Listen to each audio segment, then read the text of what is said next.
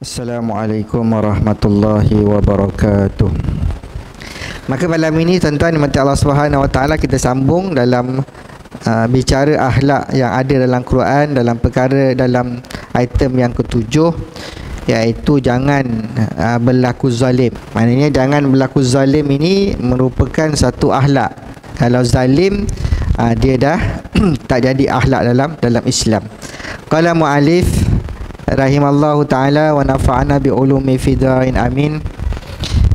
Kezaliman adalah merupakan kegelapan pada hari kiamat dan akan mendapat siksaan yang pedih. Kezaliman ini ada beberapa macam. Kezaliman yang berupa pelanggaran terhadap peraturan Allah dan kezaliman melakukan kebohongan terhadap Allah Subhanahu wa ta'ala.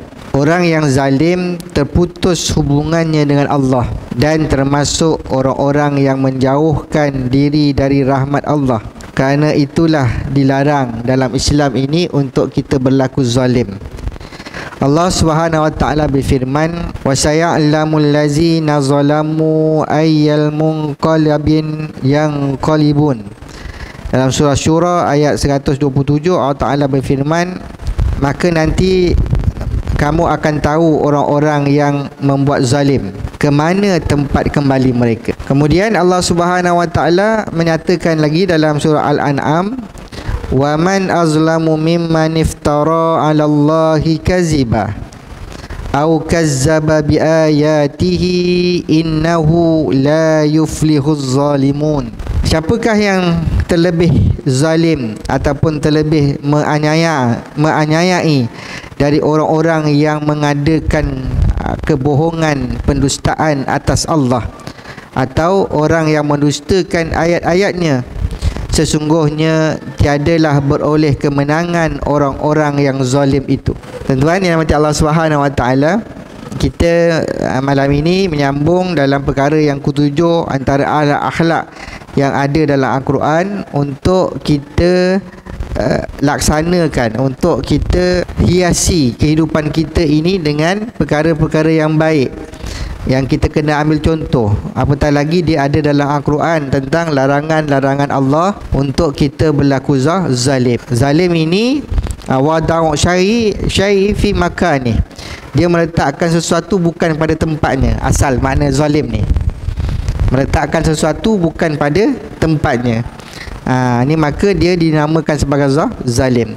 Maka zalim ni tuan-tuan yang mati Allah Subhanahu wa taala, para ulama tafsir membahaskan zalim dalam Al-Quran ni ada 3 bentuk. Zalim dalam Al-Quran ini dia ada tiga bentuk. Bentuk yang pertama ni ialah kezaliman hamba kepada Rabbnya, iaitu kezaliman kita ni pada Allah, pada Tuhan kita. Kezaliman kita pada Rabbnya, kezaliman kita pada Allah Subhanahu wa ta'ala. Apa dia kezaliman kita ni kepada Allah Subhanahu wa ta'ala? Ialah kezaliman kita kufur kepada Allah. Itu kezaliman besar kita kepada Allah Subhanahu wa ta'ala. Sebab tu Allah Ta'ala sebut wal kafiruna humuz zalimun. Dan orang-orang kafir, orang-orang yang kufur kepada Allah Subhanahu wa ta'ala, kan, mereka lah orang-orang yang zalim. Ini kita kena ingat. Sebab tu nikmat besar yang ada pada kita ni adalah nikmat iman. Iman kepada Allah dan Rasulnya. Tetapi ramai di kalangan kita ni yang kufur kepada Allah Subhanahu wa ta'ala, wal-iazubillah, kan. Dia kufur kepada Allah, tapi dia orang Islam yang kufur pada Allah, dia tak kafir. Dia tidak kafir, dia tak keluar daripada Islam, tapi dia kufur dengan nikmat-nikmat Allah Subhanahu wa ta'ala. Ni satu perkara. Sebab tu Sayyidina Luqmanul Hakim, dia cakap pada anak dia, inna syirka lazulmul azim.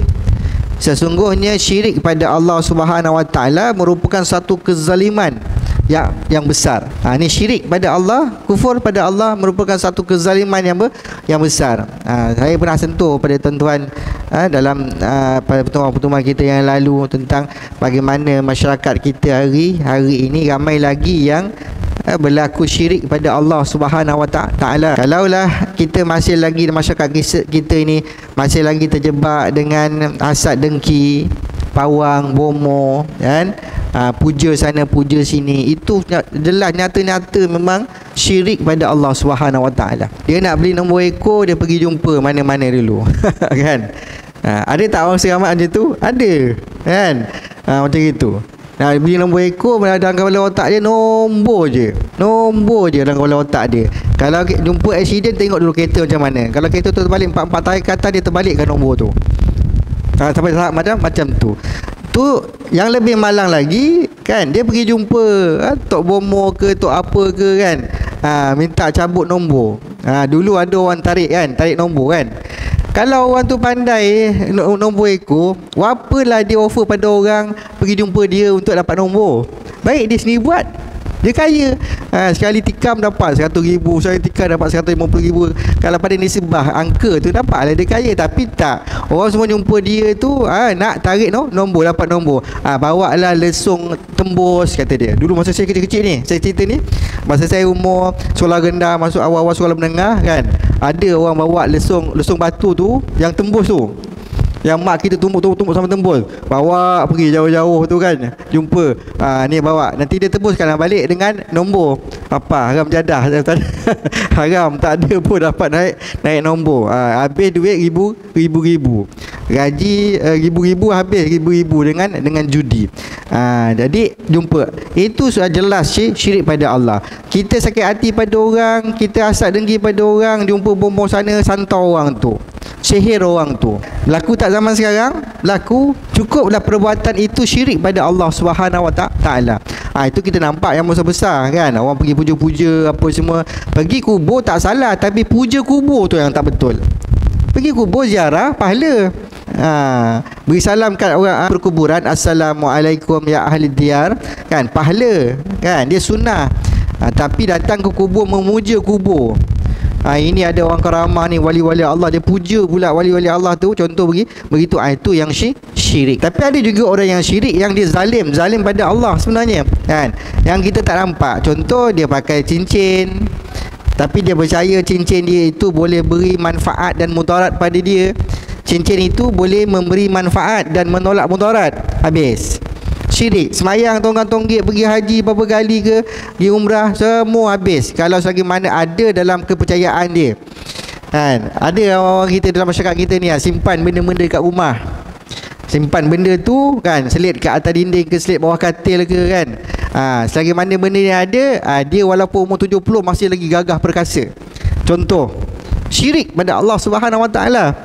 Ini yang dikatakan oleh nasihat Luqman Nul Hakim kepada anaknya, inna syirka lazulmul azim, sesungguhnya syirik itu satu kezaliman yang besar yang jangan kamu lakukan. Ini zalim pada Allah. Sebab tu kita kena tengok masyarakat kita pada hari ini, bila dia jauh dengan akidah Islam, kan, dia tak mengenal Allah, sifat Allah Ta'ala, sifat 20 tu yang dulu kita belajar, sifat 20 Allah pun dia tak pernah baca. Kitab Risalah tu Tauhid yang menjadi asas kepada bacaan Tauhid dekat madrasah-madrasah, kat pondok-pondok, itu pun kita tak baca. Macam mana kita nak kenal Allah Subhanahu Wa Taala? Maka ada ruang-ruang yang ada adalah kuliah-kuliah. Ada kuliah kita, ustaz-ustaz kita bawa kitab Tauhid. Tujuannya apa? Untuk mengenal Allah. Jangan kita syirikkan Allah, jangan kita menduakan Allah, jangan kita menyamakan Allah dengan sesuatu. Kita minta tolong pada orang, harap pada orang tu lebih harap daripada kita pada Allah Subhanahu Wa Taala. Ini semua perlakuan syirik pada Allah Subhanahu Wa Taala. Bab satu bab macam tu. Ada orang yang Allah beri nikmat, dia kaya raya, dia rasa semua orang dia tolong tu, kalau tak kena aku, engkau ni dulu tak tahulah apa jadi. Contoh begitu. Situ pun boleh menyebabkan syirik pada Allah Subhanahu Wa Taala. Jangan jadi Firaun dah lah, kan. Engkau ni dulu kalau abah tak sekolahkan engkau Entah kau ke mana sekarang ni, SPM pun tak ke mana. Contoh, tuan-tuan, itu cakap itu pun boleh berlaku syirik pada Allah Subhanahu Wa Taala. Rezeki tu milik Allah. Allah bagi rezeki pada kita. Dengan ada pada kita tu, sebab itu saya selalu pesan dengan mak ayah ni kan, ni musim-musim SPM ni, ramai mak ayah kecewa, malu, segan anak dia dapat teruk dan sebagainya kan. Malah cakap pada anak-anak dia kan, berhabis mak abah ni tanggung kau daripada kecil dulu, ini balasan kau pada mak abah, contoh begitu kan. Tuan-tuan, dia kena tahu rezeki milik Allah. Setiap apa sen yang dia belanjakan pada anak dia tu, dia kena niat sedekah pada anak dia. Walaupun dia mungkin ayah, dia tanggungjawab pada anak, mendidik anak-anak ni kan, memberi pendidikan pada anak-anak. Tapi kita kena niatkan setiap apa yang kita belanjakan untuk dia tu sedekah.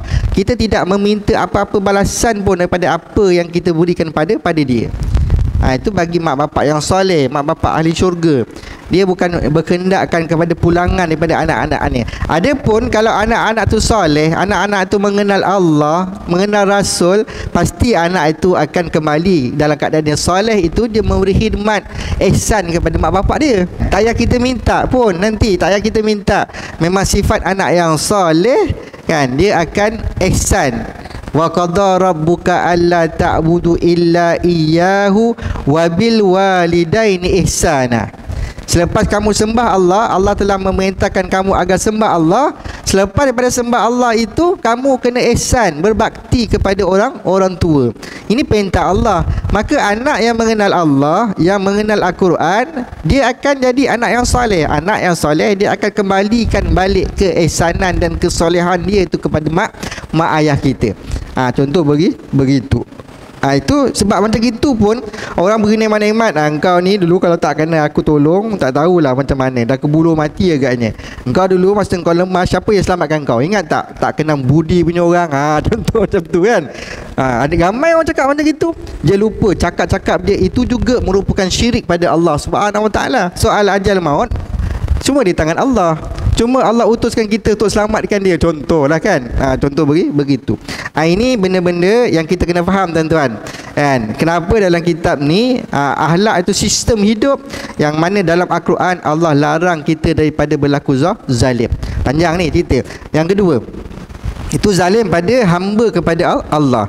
Zalim yang kedua ialah zalim kezaliman kita sesama manusia. Kezaliman kita sesama manusia. Ni banyak ni. Kan? Cuba kita tanya diri kita masing-masing. Tuan-tuan, kita tanya diri kita masing-masing. Kita pernah tak menganiayai dan menzalimi orang? Ini kezaliman yang kedua, kan? Yang mana zalim kita sesama manusia. Dengan percakapan kita, dengan perbuatan kita, pernah tak kita menzalimi manusia? Ini banyak kita menzalimi manusia. Kita menghalang hak manusia. Menghalang hak manusia. Patutnya dia dapat, tapi kita sebab kuasa yang ada pada kita, kita halang daripada dia dapat. Contoh, itu pun zalim. Kita pukul orang, kita aniaya orang, kan? Semua itu zalim pada manusia sesama manusia. Sebab Nabi sebut, Nabi SAW hadis tentang siapa yang muflis. Muflis kan. Hadis ni ada dalam Imam Nawawi, ada hadis banyak dah diriwayatkan. Hadis Muslim, hadis sahih. Apa yang muflis? Siapa yang muflis? Muflis ni, kata Nabi tanya pada sahabat, tahukah kamu apa itu muflis? Kata sahabat-sahabat, orang muflis ni orang yang tidak ada dirham dan tidak ada harta. Itu muflis. Itu muflis dunia. Orang kaya-kaya harta dia kena beku, kan? Istiharkan muflis. Dia tak boleh keluarkan duit dia, bank dia apa semua kena beku. Sebab ada beberapa sebab yang menyebabkan boleh diisytiharkan muflis. Itu muflis dekat dunia. Boleh lagi telefon adik-beradik, kan? Minta bagi makan ke, minta bagi minum ke, boleh lagi. Kata Nabi SAW, orang yang muflis ini ialah orang yang datang pada hari akhirat, dia membawa pahala-pahala yang banyak. Pahala daripada mana? Pahala dia semayang, pahala dia puasa, pahala dia zakat, pahala dia sedekah, contoh begitu. Tetapi masa dia hidup dekat dunia, kata Nabi SAW, kan, mereka ini mencela orang, mencaci orang, menuduh orang, memfitnah orang, memukul orang, ambil hak orang. Ni macam-macam ni. Termasuklah dia pergi hasad dengki sihir orang, kan. Dia hasad dengki, dia santau orang. Ni macam-macam ni. Tanpa dia sempat minta maaf dengan orang yang dia zalimi masa kat dunia itu. Mati dia, balik ke akhirat, bawa pahala yang banyak, kata Nabi SAW. Dia banyak pahala yang banyak dia bawa, kan, daripada pahala semayang dia, kan, pahala zakat dia, pahala puasa dia. Tetapi masa kat dunia dia dulu, dia cela orang, dia caci orang, dia maki orang, dia fitnah orang, kan, dia pukul orang, dia beduk orang, macam-macam dia buat, kan. Memang handal orang macam ni, tuan-tuan, kan. Tanpa dapat minta maaf sesama kita, mati. Orang tu mati, kita pun mati. Dekat akhirat esok, kan, tidak akan berganjak kaki anak Adam ni selagi dia tak settle benda-benda ni. Orang A datang, dulu ingat tak dulu kau fitnah aku? Masa tu bukan mulut boleh jawab, menepis, boleh panggil peguam bela, tuan-tuan, tak boleh. Ingat tak dulu, kan, kau fitnah aku, dengan sebab kau fitnah aku, satu Malaysia orang sangka buruk pada aku. Contoh, 30 juta rakyat Malaysia, kan, dia kena jumpa 30 juta tu yang percaya di atas fitnah dia tu, tuan-tuan. Ya Allah Akbar. Maka nak kembalikan balik dosa dia macam mana? Kembalikan balik pahala yang ada pada dia, kan. Si A datang, nak ambil sikit pahala aku. Si B datang, kan, dulu kau zalim aku, kan, nah pulang balik. Dan kau datang ni, kau zalim aku dulu, kau kata aku, kau caci aku. Nah bagi lagi pahala, bagi pahala sampai semua orang tuntut. Akhirnya pahala dia habis. Tapi tak habis itu. Ada lagi orang datang, kau dulu ingat tak, kau dulu kau sihir aku, kau dulu kau anyaya aku, kan, engkau sekat hak aku, patutnya aku dapat beras tapi engkau ambil beras aku. Contoh macam tu, kan. Dah tak ada pahala, nak bagi apa? Dosa orang tu pula bagi pada dia sebagai balas dalam ganti, tuan-tuan.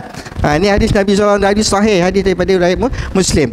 Dosa orang tu pula bagi pada kita. Datang lagi orang tuntut lagi, dulu kau pukul aku, dulu kau hina aku, dulu kau caci maki aku dulu. Ambil dosa kau bagi pada aku. Ambil, balas balik, ambil. Akhirnya kita pahala yang banyak habis dan kita memikul pula dosa-dosa orang. Ini yang Nabi kata dosa, ini yang Nabi kata mereka-mereka yang muflis di akhirat. Allahu Akbar, tuan-tuan. Takut kita ni, tuan-tuan. Ni saya cakap ni, kongsi ni bukan tuan-tuan saja yang nak rasa takut. Saya lagi takut. Takut kita ni orang semayang, kita ni orang yang puasa. Siapa yang ni bulan puasa, hari tu tak puasa? Cuba angkat tangan. Ada? Macam ni, puasa tu puasa cukup 30 hari. Kan? Cukup 30 hari, kan? Kita semayang berjemaah, alhamdulillah. Tapi kita bimbang ada dosa-dosa kita menzalimi manusia ini yang tak dapat kita minta maaf. Tuan-tuan, dulu saya cakap tuan-tuan, kan, ni musim durian, kan. Saya orang Terpahat kat sekarang tu orang terkenal lah. Arwah bapak saya ni memang ada dusun, kan.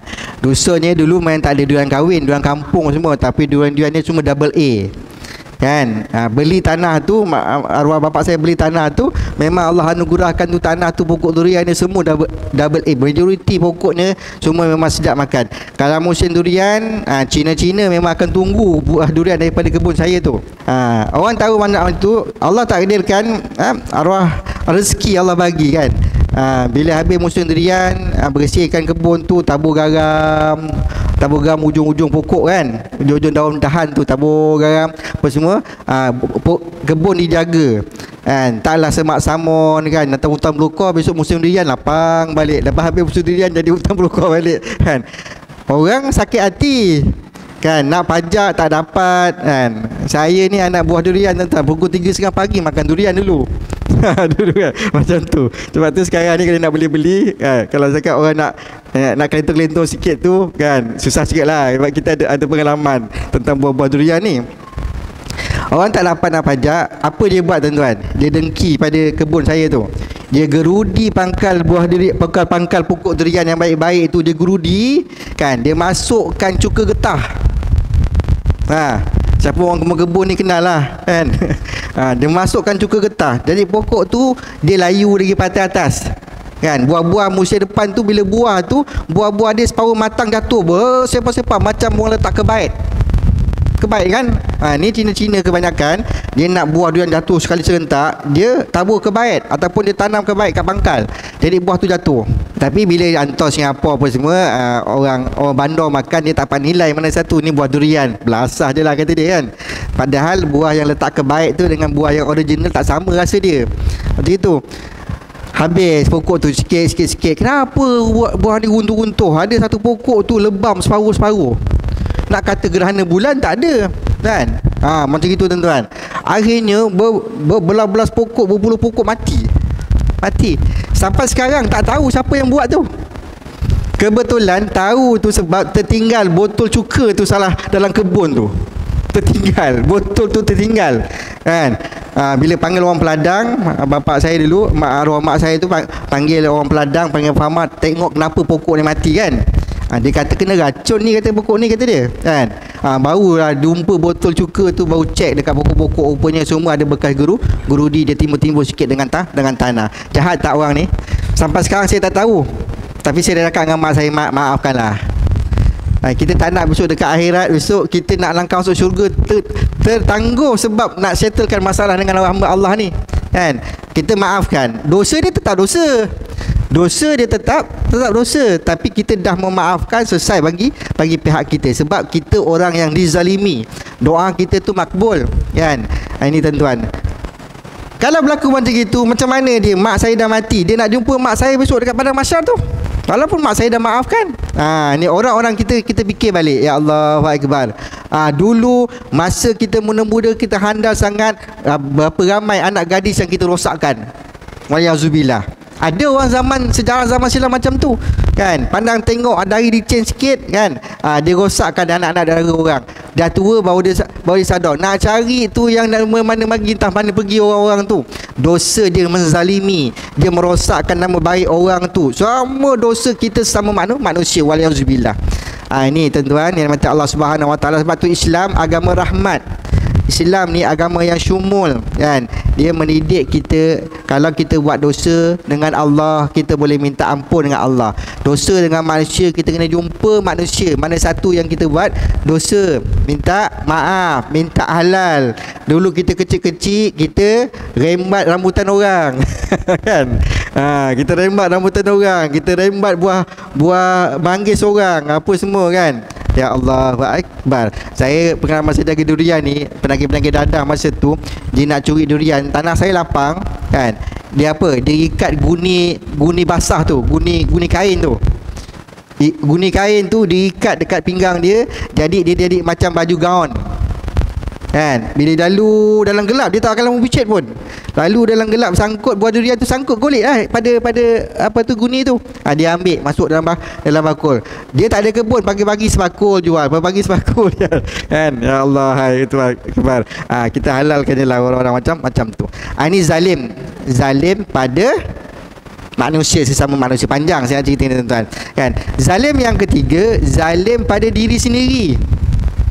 Ni Allah pesan ni, zalim merupakan kegelapan pada hari kiamat dan akan mendapat siksaan yang pedih. Yang ketiga, kita menzalimi diri kita sendiri. Macam mana kita zalim pada diri kita sendiri? Saat kita mati, kita tak solat. Saat kita hidup hari ni pun kita main-main dengan solat. Kalau semayang, kalau sempat semayang lah, kalau tak sempat kan nanti kita qada je lah. Senang dia, hukum dia buat. Saat dia tak solat, itu dia mati. Dia termasuk dalam golongan orang-orang yang menzalimi diri dia sendiri. Zalimi anfusahum, azalimi anfusihim. Mereka itu menzalimi diri mereka sendiri. Kita hidup ni tuan-tuan, 70 tahun umur kita, 60 tahun umur kita kan, tak pandai baca Quran. Tak boleh baca Quran dengan baik, bertartil paling tidak betul-betul sebutan tajwidnya. Saya tanya tuan-tuan ni, kita baru lepas musyawarah itu kan, Johor dia tuan rumah kan. Siapa yang rumah dia tiap-tiap malam buka tilawah Al-Quran? Jangan angkat tangan, saya tanya je. Siapa kat rumah dia yang tiap-tiap malam dia buka tilawah Al-Quran? Ataupun yang paling best hari tu bila bertempung tilawah Al-Quran dengan bola sepak Malaysia lawan Bangladesh. Masa tu siapa banyak rumah, kalau boleh survey tuan-tuan, kita akan tahu siapa yang banyak menonton bola daripada menonton tilawah Al-Quran. Sedangkan bola itu ada rakaman, kita boleh tengok walaupun Malaysia menang 4-1 kan. Tak banyak lah tu, 4-1 je. Kita boleh tengok ulangan. Tapi tilawah Al-Quran tu setahun sekali je datang dekat Malaysia secara langsung. Kalau nak tengok rakaman sekarang pun YouTube je lah tu, tengok macam itu. Tapi bukan secara tu. Al-Quran tu ada intisari dia, ada intipati daripada bacaan dia, diterjemahkan pula. Kan semua tu ilmu tuan-tuan, tapi tak ramai. Saya percaya, tengok tanyalah orang segamat ni kan.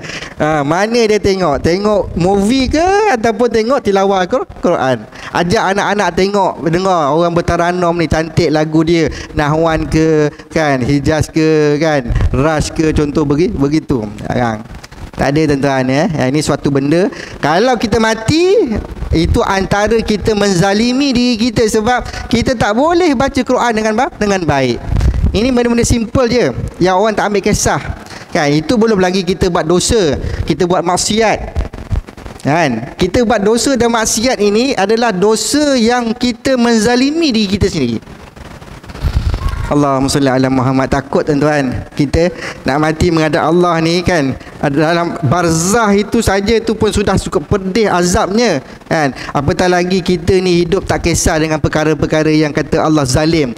Zalim pada Allah, zalim sesama manusia, zalim pada diri kita sendiri ni kan. Kita tak didik anak kita dengan baik, sampai kita mati. Ada anak kita yang tak boleh baca Quran, ada anak kita yang tak mengenal Allah SWT. Kita mati dalam keadaan menzalimi sesama manusia. Anak kita tu manusia tu kan, tapi kita biarkan dia hidup kan, tanpa ada agama. Saya itu ada kes 23 tahun dah lahir anak zina kan, tak semayang, tak tahu mandi wajib, tak pandai baca Quran. Macam mana tuan-tuan? Dia bukan lahir daripada anak bulu betung, dia bukan lahir daripada celah pokok pisang, tak. Dia lahir daripada seorang rahim, seorang ibu. Mana pergi tanggungjawab mak bapak dia kalau kita kata nak rujuk kesalahan itu kepada mak bapak dia yang membesarkan dia? Sebab tu tuan-tuan cek balik anak-anak kita boleh baca Quran dengan baik atau tidak. Menantu-menantu kita ni jangan jadi hantu. Baik macam mana pun tak semayang, hantu tu dia nama dia kan. Berapa ramai orang abaikan solat, baik tapi tak semayang dia ustaz. Tak semayang tu tak baik lah nama dia. Sibuk kerja kan, siang malam ambil overtime semua nak kumpul harta, tapi tak semayang. Macam mana nak barakah hidup kita? Saat kita tak semayang tu cari harta mati kita dalam keadaan menzalimi diri kita sendiri. Tu keadaannya. Sebab saya selalu sebut ni tuan-tuan, kat mana-mana kuliah saya kan, masjid bukan sekadar tempat untuk solat, bukan sekadar tuan-tuan datang dengar kuliah, baca sikit Quran apa semua balik, tak. Masjid, ahli tangkuasa masjid dia berperanan untuk bagaimana kena tahu siapa ahli qaryah dia yang tak boleh baca Quran, siapa ahli qaryah dia yang tertinggal fardu ain. Fardu ain ni, air pun tak tahu mana air mutlak, mana air mustakmal, tak kenal kan. Nak mandi pun tak tahu rukun mandi wajib tu apa dia. Ya Allah tuan-tuan, ini bukan main-main ni. Ini tanggungjawab kita semua. Tanggungjawab kita semua. Tengok jiran-jiran kita dalam Korea, masjid kita ni, Bandar Seramat ni kan. Siapa yang sakit, yang dia terbiar sakit tak semayang, kita kena ziarah, tunjuk cara dia macam mana dia semayang. Jangan sampai dia sakit berbulan-bulan mati, tak semayang berbulan-bulan tu, dah dia menzalimi dia sendiri. Kita pun tak bantu dia untuk solat. Kalau ada tuan-tuan boleh ziarah. Kalau tak tahu macam mana cara nak tunjuk kan, kita ramai ustaz-ustaz, saya pun ada, boleh kita sama-sama bantu untuk dapatkan orang tu yang sakit ni solat. Yang tak kenal Quran boleh buat kelas-kelas kat masjid ni, masjid bandar ni masjid Bandar Seramat ni, masjid paling besar dalam daerah Seramat kan. Patutnya hidup masjid kita ni dengan kelas-kelas Al-Quran. Anak-anak kita yang boleh baca tapi tak lancar, kelas pemulihan dia dekat masjid. Kelas pemulihan. Ramai orang boleh baca, tapi baca saya merangkak, ustaz. Sial awak ni. Orang baca duduk, awak baca merangkak, saya kata kan. Orang-orang macam ni kena buat kelas pemulihan untuk dia lancarkan bacaan, lembutkan lidah ni, banyakkan berselawat, banyakkan baca ayat Quran. Nanti lama-lama lidah tu lembut, boleh sebut dengan baik. Sabdu tasydiknya kan, panjang pendek harakatnya, contoh begitu. Ini tuan-tuan, kita cerita bab zalim. Jangan orang tu miskin, kita tambah-tambah lagi zalim kita pada dia. Ini kita tak nak begitu. Sebab tu Nabi SAW pesan kepada kita dalam satu hadis sahih. Kata Nabi SAW, al-muslim akhul muslim la yazlimuhu wa la yuslimuh. Kata Nabi SAW, kan? Nabi kata seorang muslim dengan muslim yang lain, dia adalah bersaudara.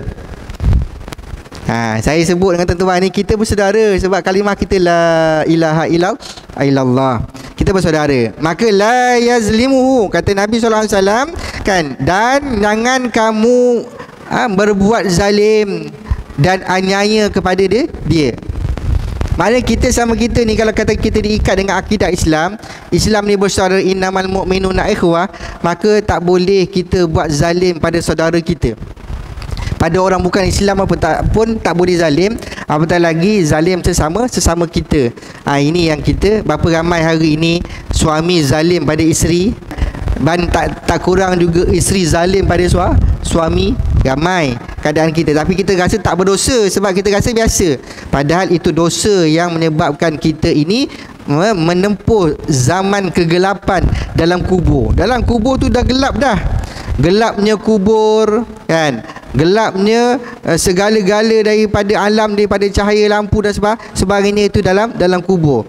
Maka kita tak mahu dengan sebab kezaliman kita menempuh zaman kegelapan, yang mana zaman kegelapan itu penuh dengan seksaan dan kepedihan dalam barzah. Belum lagi dibangkitkan pada hari kiamat. Ini suatu Nabi pesan pada kita. Al-muslim akhu muslim. Muslim itu saudara muslim dia. Ikat kasih sayang ni susah tuan-tuan, kan? Adik-beradik pun boleh berpecah, apatah lagi orang, kan? Orang yang tak ada hubungan darah. Sebab tu kita kalau kat masjid ni, ahli qaryah kita dapat sembahyang berjemaah ni, saya beritahu tuan-tuan, kita memang dah boleh dapatkan soft. Tapi kadang-kadang jarang lagi soft kita. Jarang lagi, kan? Seolah-olah tak selesa kalau kawan sebelah tu rapat. Padahal kan merapatkan soft itu bahu bertemu bahu tu. Ni Isyak sekarang ni, jangan buat tak tahu. Kan? Isyak ni yang dengar-dengar ni, kan? Sufufakum fa inna taswiyatu sufu min tamamis salah. Luruskan saf, rapatkan saf, kerana merapatkan saf itu sebahagian daripada kesempurnaan dalam solat. Kita dah tinggal dah dulu lama. Tadi saya tengok lebih kurang, saya tengok jeling-jeling tadi, kan? Masih lagi jarang-jarang tuan-tuan, kita tak selesa lagi rapat-rapat. Isyak ni rapatkan saf. Kita dah tinggal 2-3 tahun lalu dah. Ikut ketetapan kerajaan. Itu ketetapan, kita ikutlah. Sekarang ni dah boleh rapatkan saf, rapatkan serapat-rapatnya. Dah boleh bersalam, sallallahu ala Muhammad. Dah bersalam dah, kita sama kita, kan? Jangan pilih bulu. Tengok, alamak, orang ni pula ada pula solat kat aku ni, kata dia, kan? Paling muka terus, tak salam. Jangan. Setiap kali bersalam itu gugur dosa-dosa kita, tuan-tuan. Dosa-dosa kecil kita gugur. Ambil faedah itu kembali. Setelah lama kita terpisah dengan sunnah ini, ambil balik. Tukar keadaannya. Kalau jumpa tak nak bersalam, zalim tu nama dia. Zalim. Kita tak ada sebab menghalang daripada kita tak bersalam. Tiba-tiba nampak orang tu oleh sebab ada krisis sikit je, kan? Kita pun paling muka pergi part lain. Zalim kita tu. Sebab kita tak nak menghubungkan silaturahim. Salam, genggam betul-betul salam saudara kita ini, untuk kita mengukuh dan mengikat ukhuwah, sayang, menyayangi sesama kita ini. Hadirin hadirat muslimin yang dimati Allah Subhanahu Wa Taala. Maka Nabi sebut dalam satu hadis yang lain yang menyatakan tentang zalim ini, kan? Nabi kata apa? Ittaqul zulma. Ittaqu ni fi'il amar. Dalam bahasa Arab kita belajar fi'il madhi, fi'il mudhari', fi'il amar. Fi'il madhi perbuatan yang telah lalu. present tense kan, dalam bahasa Inggeris kan. Mudhari' perbuatan yang sedang berlaku. Sedang berlaku. Kalau jalasa telah duduk, yajlisu sedang duduk, ijlis duduklah. Gitu kan. Ni sekarang tuan-tuan sedang duduk, yajlisuna. Kita ramai-ramai sedang duduk, yajlisuna. Nanti lepas sembahyang kan, kita dah tak lama dia yajlisu dah. Kan kita dah jalasu. Kita telah duduk semua sekali. Tapi bila datang fi'il amar dalam bahasa Arab, ijlis macam ni kan, ittaqu, bertakwalah kamu, takutlah kamu, itu perintah. Takutlah kamu akan kezaliman, kata Nabi SAW. Hindarilah diri kamu daripada kezaliman. Takutlah kamu akan kezaliman. Kerana fa inna zulumati yaumal qiyamah. Kerana zalim itu adalah satu kegelapan pada hari kiamat. Hadis sahih riwayat daripada Muslim. Fa inna zulumati fi yaumil qiyamah.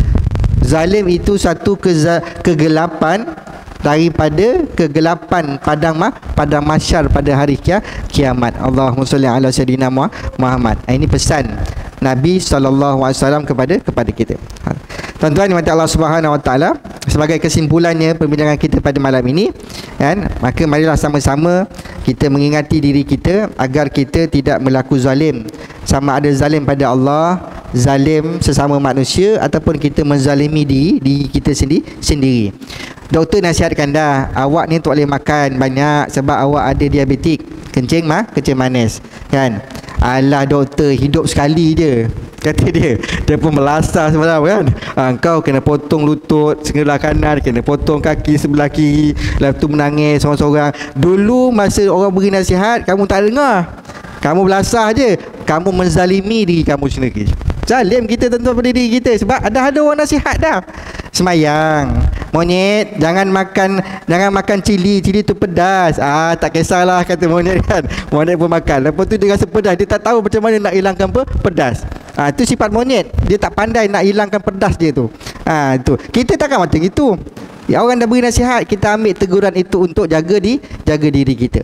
Yang ketiga, jangan kita zalim pada diri sendiri, zalim pada sesama manusia, dan zalim kepada Allah Subhanahu Wa Taala. Mudah-mudahan sikit banyak akan memberi pengajaran kepada kita pada malam ini, ya tuan-tuan yang Allah Subhanahu Wa Taala, dapat sama-sama kita amalkan, dapat sama-sama kita berpesan-pesan kepada sahabat-sahabat, saudara-saudara mara kita, agar kita tak terjebak dalam kancah kezaliman. Buat zalim, akhlak buruk, tinggalkan kezaliman adalah akhlak yang mulia. Wallahu a'lam bissawab. Yang baik daripada Allah, yang lemah daripada kelemahan diri saya sendiri. Kita jumpa lagi dalam pertemuan minggu-minggu yang akan datang dengan izin Allah Subhanahu Wa Taala. Assalamualaikum warahmatullahi wabarakatuh.